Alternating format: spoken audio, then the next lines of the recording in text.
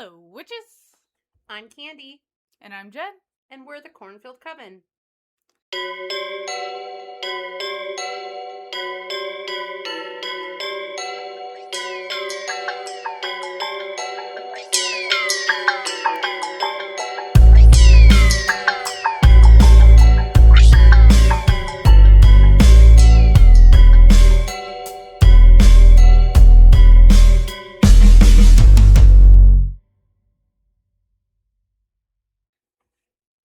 Okay, so we've got hopefully a fun one today. I hope other people think it's fun. That's kind of the whole point of this.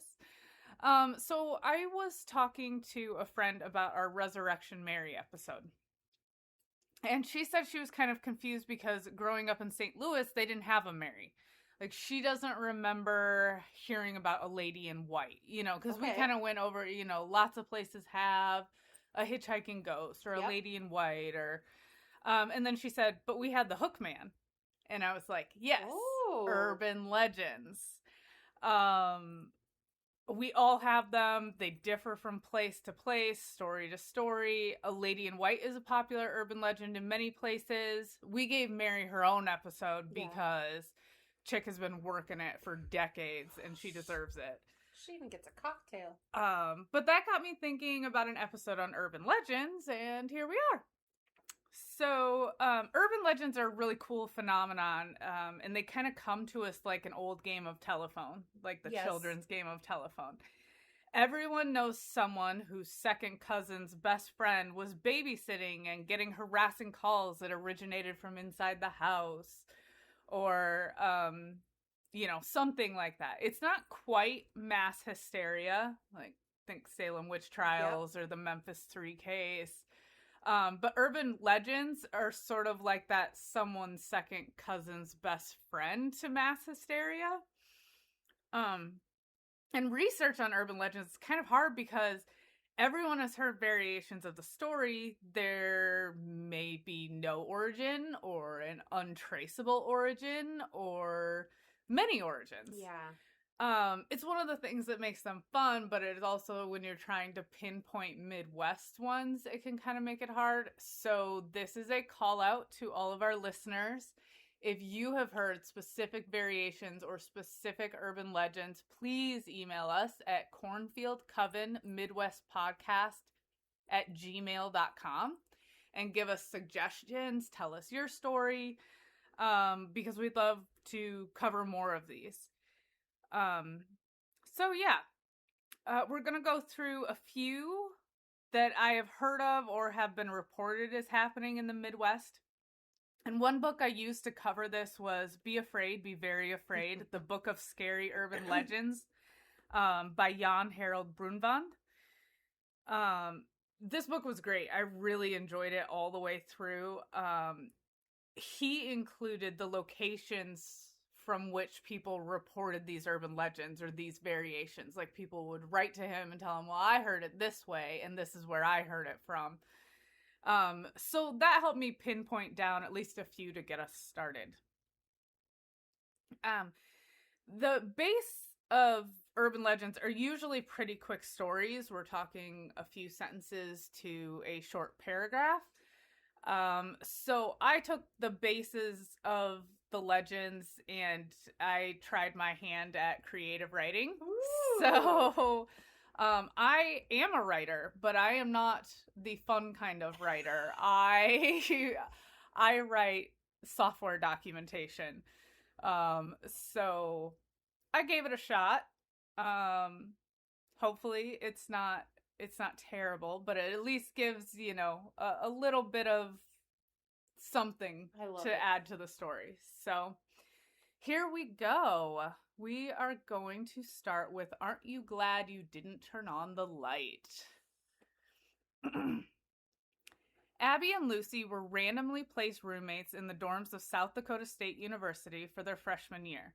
While both young women were intelligent and independent, they were very different. Abby was soft-spoken most of the time. When people got to know her, they'd say that when she did speak up, you'd better listen because it meant she had something to say. She preferred to stay in and study or watch movies than attend keggers or frat parties. Lucy never let a chance to speak pass her by. She was boisterous and fun-loving. While she could be a bit much for some people, she was unfailingly kind and could sense when to tone it down so as not to annoy people. The girls bonded quickly, as if this random forced friendship was meant to be. Lucy loved a good party and always invited Abby, but was never offended if Abby didn't want to attend. On nights Lucy stayed in, the girls would often crowd under one blanket on their shabby secondhand couch and watch a rom-com. On the second weekend of March, there were numerous parties on and off campus to celebrate St. Patrick's Day, and Lucy had the deets on them all. With just a bit of gentle prodding, Lucy was able to convince Abby to join in for a rare night out. The girls dressed up, in green, of course. Of course. Did their hair and makeup, and hit the sidewalks to make the party rounds. They stuck together, and nothing really struck their fancy at the first two parties. At the third, they ran into some of Lucy's friends. They were really Abby's friends too at this point, but Abby still sort of thought of herself as on the outskirts with the group.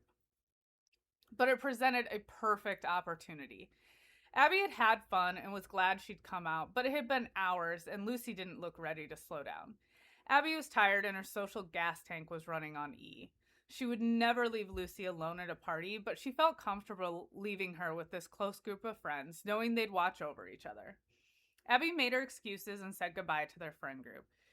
They were all so happy she'd come out, no one was upset she was ready to go home. Lucy, however, was a little worried. Do you have your phone? Remember to keep your keys in your hand. Is your pepper spray still on there? Yes, Abby reassured Lucy. She pointed outside to show Lucy that just after midnight, there were still plenty of people walking to, from, and around campus. Okay, text me when you get home, Lucy acquiesced. Of course, then I'm going to crash. I'm exhausted. You have fun and get home safe, Abby hollered over the last part over her shoulder as she walked down the front steps of the house hosting the party. Abby slipped in and out of groups on her short walk back to the dorm, making sure to stay with a decent-sized group of people. She peeled off at her building and made her way to the third-floor dorm she and Lucy shared. The floor was quiet. Everyone had decided to go out tonight. With her phone in one hand and her keys in the other, she couldn't quite manage the lock. Abby texted Lucy that she had made it home safely and tucked her phone into her jacket pocket. She unlocked the door and slipped into the room she had grown to know so well.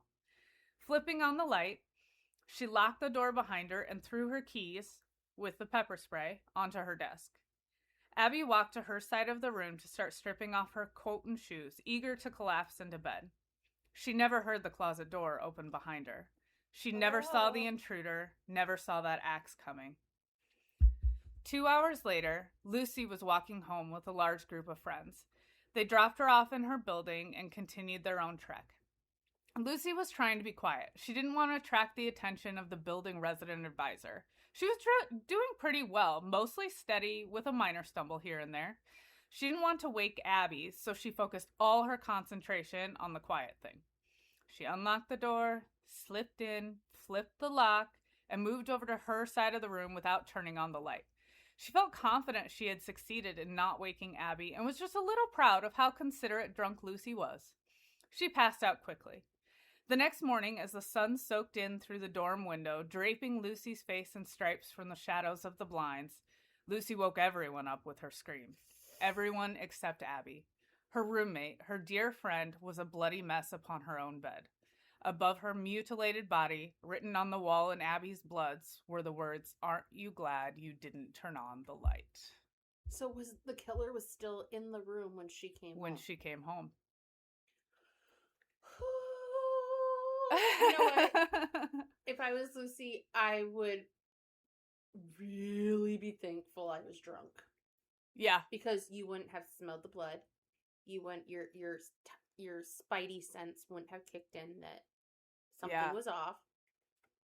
But then wouldn't that make the guilt? Or I mean, there was nothing you could have done. Yeah, but the guilt, it's probably what saved you, you know? Okay. But why did he kill Lucy too? I don't know.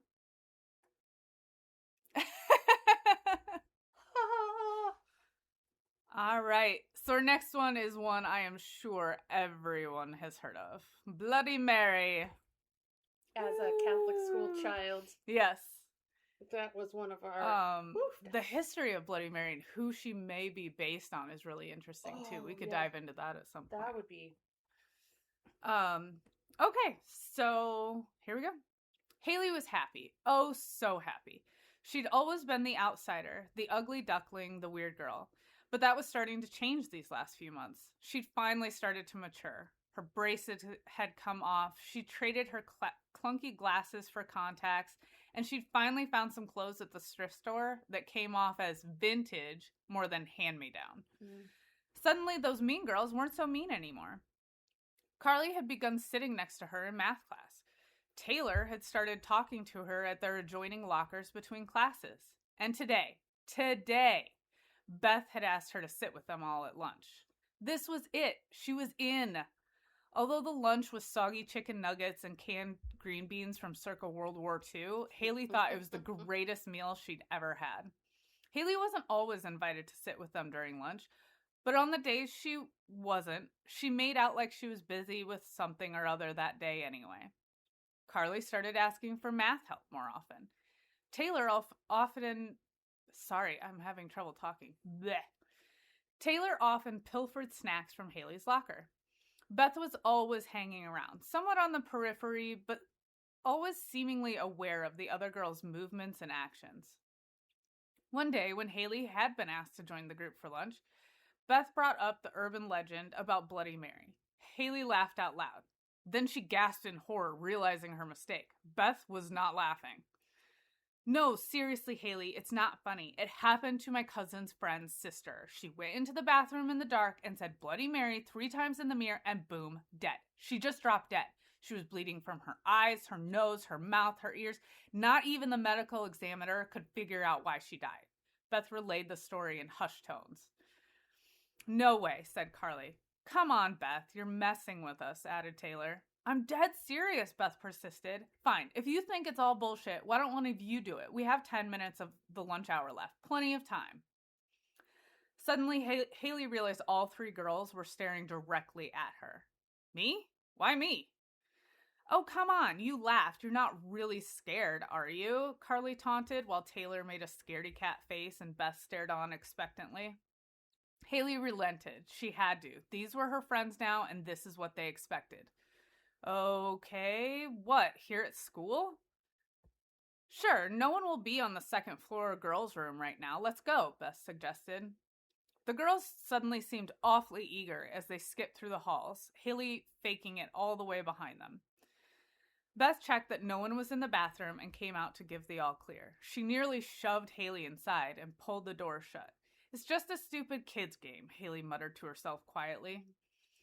She better speak more loudly so the girls can hear her and wouldn't accuse her of wimping out.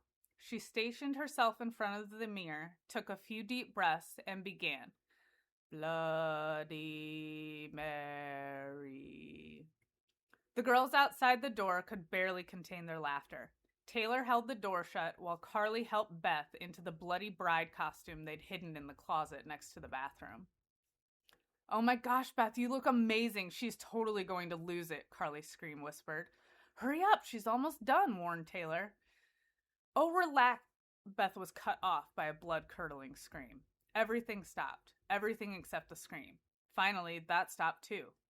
The girls stared at each other in shock. What the hell? Finally, they came back to their senses and Taylor pushed the door open. Haley was standing in front of them, staring blankly, silently, almost through them. There were 3 large gashes stretching from her left temple down across her face to the right side of her neck. The only sound was the drip, drip, drip of the blood falling from Haley's face. We used to, when I was in Catholic school, stay the night over at the convent that was now empty because all the nuns had moved to a neighboring convent that was newer, and this one was old. Anyways, and our youth group and stuff would stay the night there as like team building and blah, blah, blah. And we would always dare each other to go upstairs to the restroom that was upstairs for the nuns to use and do Bloody Mary. And none of us were brave enough to do it. because A, it's Bloody Mary. B, in a convent. There was a boy in our youth group, and he did it. And he's been in and out of jail. So maybe it didn't kill him, but it killed his future. It was bad. But, it was bad in some way. Oh, man. Yeah, Bloody Mary. That is one that still to this day, I will not. Yeah. I'm weirded out by it. But I get it. But I have the thing about Ouija boards. I can't have the Ouija boards around me, even though I think they're gorgeous. It's fine, as long as nobody touches it. It doesn't have an upper... Anyways. So, all right. My next one is The Babysitter and the Man Upstairs. This is a huge one. It has inspired or been included in numerous movies. Those are my favorite R.L. Stein books. The Babysitter 1, the Babysitter 2, and the Babysitter 3. Love R.L. Stein. Oh, Foster's Release was in 1971. Black Christmas was in 1974. The Sitter, 1977, and then When a Stranger Calls came out in both 1979 and the remake in 2006. And I think there were some like offshoot sequels for each of those, but I didn't include those because, However, was there a real life case that inspired this urban legend, or maybe a few of them? Perhaps you will find out in a future episode. Because I'm not sure. I need to look into it more. You're like, but it's possible. Okay. Jill was too old for babysitting, she thought, as she trudged up the snowy walkway of the Smith residence at 105 North Drive. At least it was an easy job. The Smiths were friends of her parents and were very nice. They knew Jill at 17 was far past being interested in babysitting, but they were desperate after their regular sitter canceled and they had called in a favor. Pathetically, Jill had been sitting at home at 5 p.m. on a Friday night.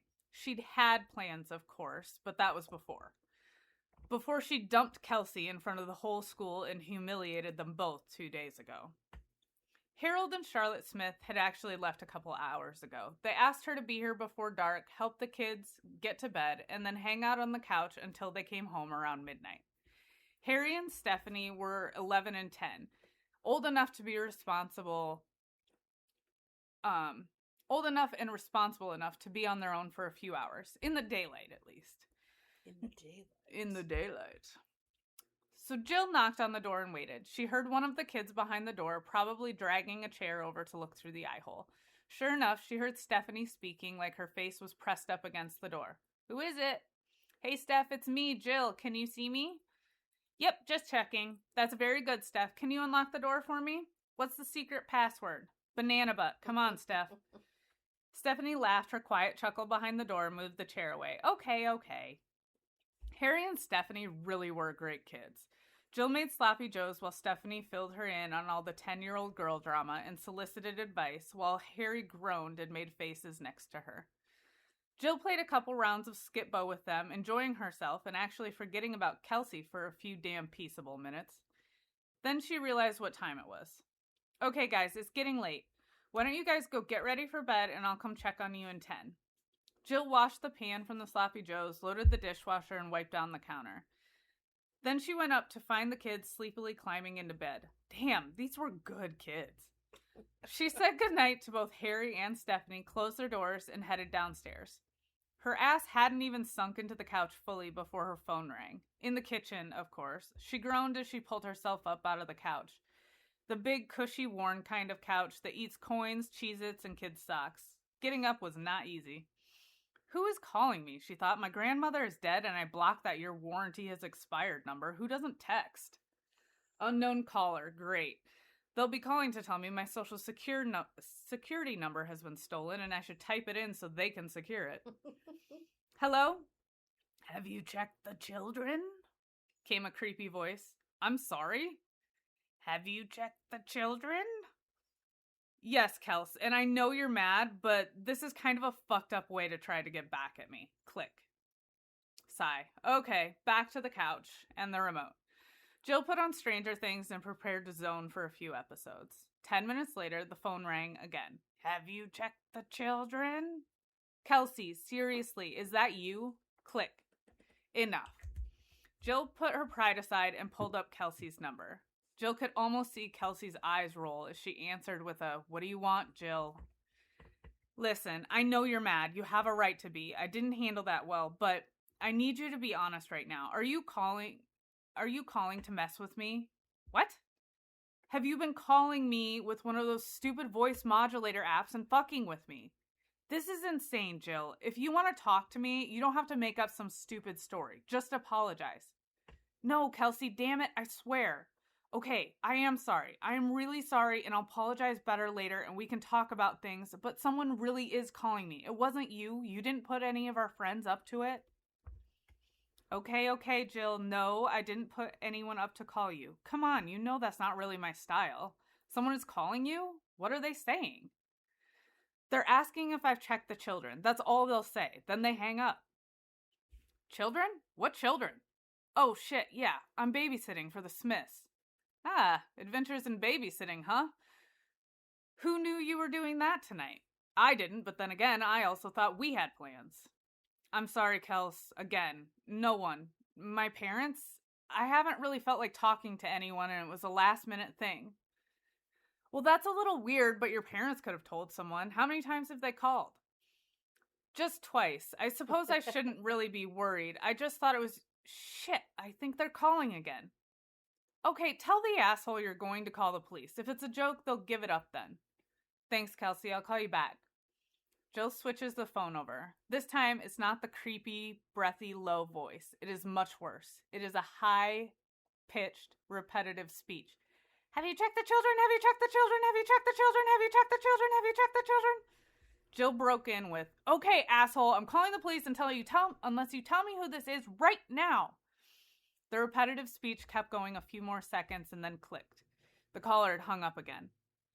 Jill connected with Kelsey, speaking before Kelsey even had a chance to take a breath.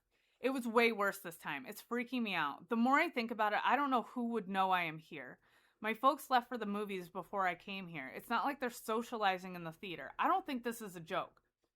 Call the police, Jill, right now. Okay, talk soon.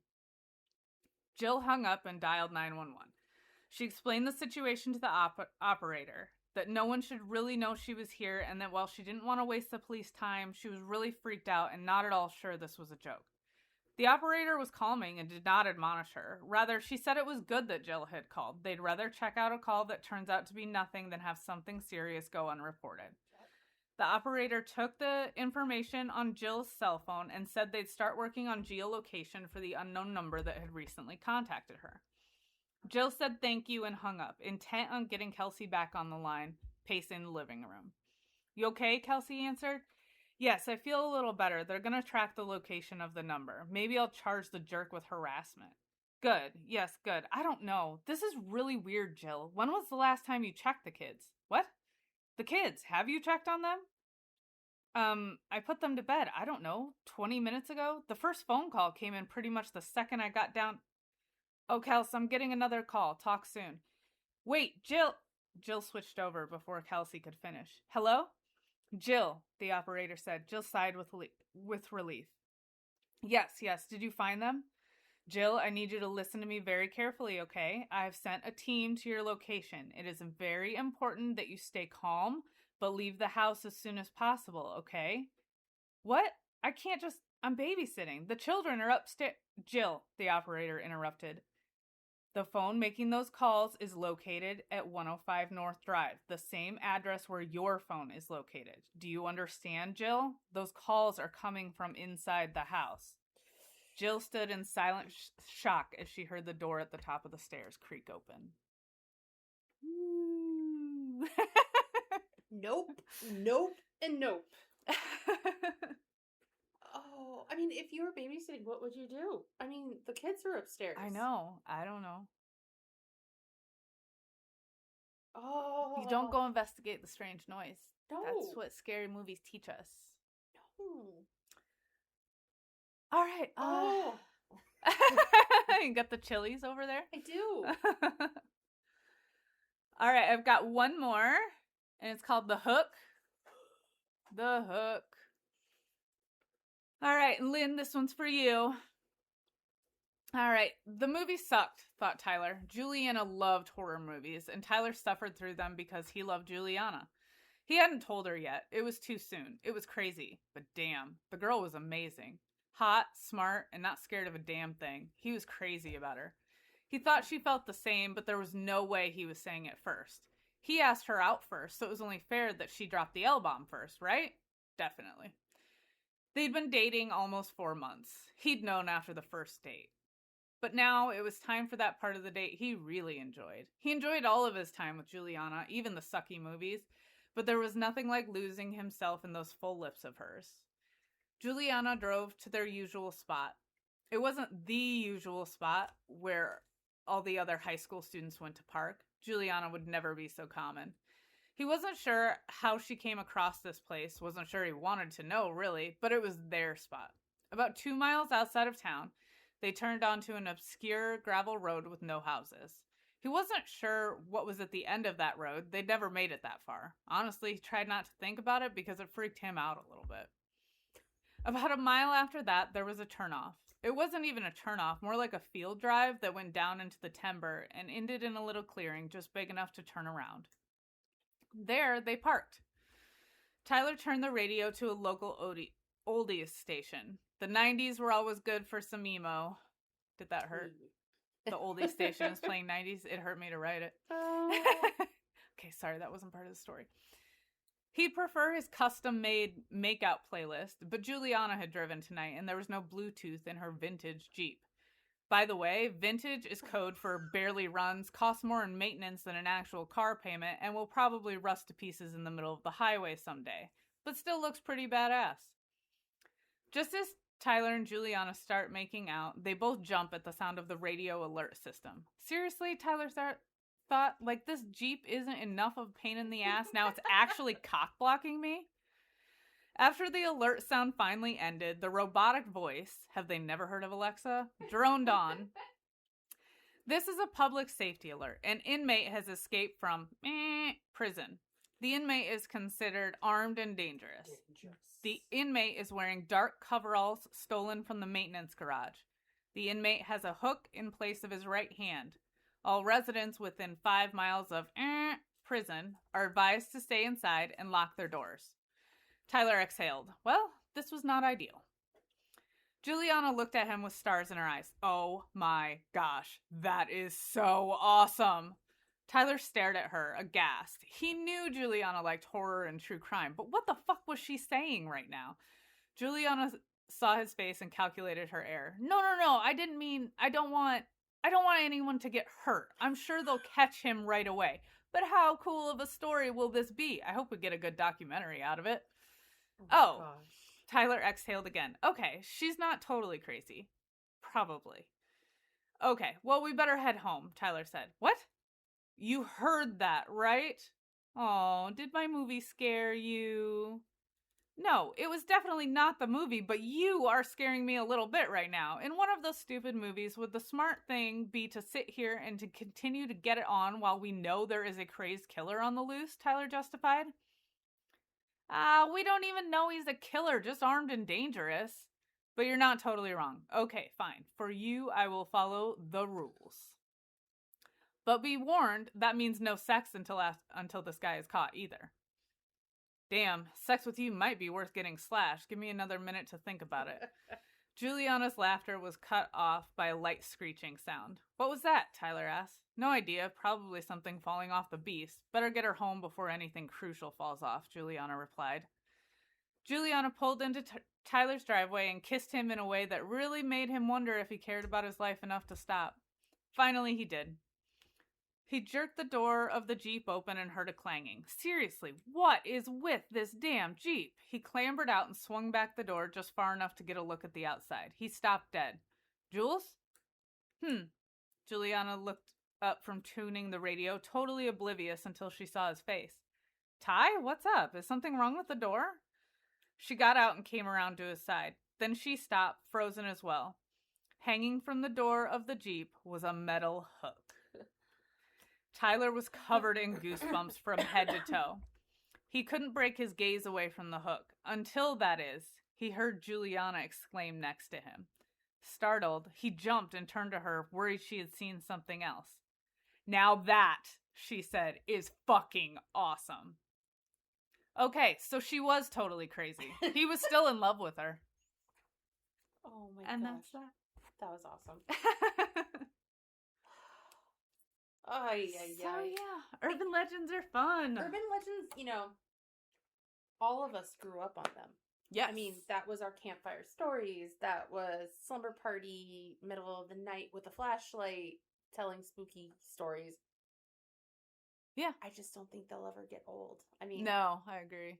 I love the movie Urban Legend. yes. Yes. I forgot about Jared Leto. Yes. Yes. That was a great one. That was. It is really gory though. And I'm not covering the dog in the microwave thing, so Oh. don't even. Oh. No, don't suggest that one. Oh. We accept suggestions, but don't suggest that one. It Pets. will not be well received. I was gonna say, we're not one for pets being harmed. Yes. Oh. Gosh, no, that was a good one. Okay. That was a good one. That was fun. All right, guys. Well, I don't know that we have a whole lot else for you. Check out the website, cornfieldcoven.podbean.com. Check out the merch. Check out Facebook and Instagram. Make sure to follow and like us, and also click on wherever you listen to your podcast. Yep. So you're always notified when a new Cornfield Coven episode drops. Yes. All right. Bye, witches. Bye.